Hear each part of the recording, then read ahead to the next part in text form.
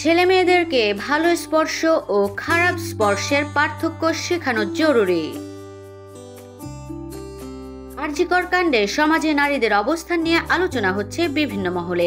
অনেকেই দাবি করেছেন ছোটবেলা থেকেই শিশুদের যৌন শিক্ষার পাঠ দেওয়া উচিত। এ বিষয়ে ঋতুপর্ণা সেনগুপ্তের সঙ্গে যোগাযোগ করা হলে কিভাবে মেয়েদেরকে ওই বিষয়ে সচেতন করা উচিত তা জানালেন তিনি। ঋতুপর্ণা বলেন, স্কুলে এখন ভালো স্পর্শ ও খারাপ স্পর্শের পার্থক্য শেখানো হয়। প্রতিটা স্কুলেই কিন্তু এই শিক্ষা দেওয়াটা জরুরি।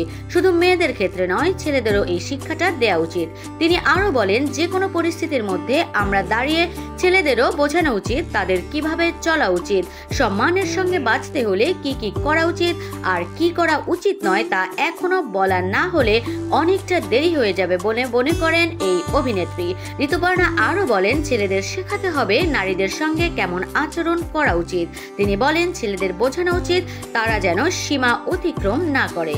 ওদের শেখাতে হবে নারীদের কিভাবে সম্মান করতে হয়, কোন চোখে দেখা উচিত। ছেলে মেয়ে নির্বিশেষে কারো কখনো সীমা অতিক্রম করা উচিত নয়। মেয়ে রিশানাকেও সে সবসময় সচেতন করার পরামর্শ দেন। অভিনেত্রী বলেন, বয়স দেখে তো অঘটন আসে না। এখন 5 বছরের শিশুকন্যা বা 70 বছরের বৃদ্ধা, কারো কোনো নিরাপত্তা নেই। তাই নির্দিষ্ট বয়সে পৌঁছালে মেয়েকে সচেতন করব এমন নয়।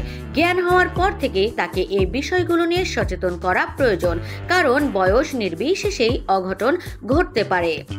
2 বছরের বাচ্চাকে দেখেও যৌন আকাঙ্ক্ষা হয়, এসব ভেবেই আমি হয়রান হয়ে যাই।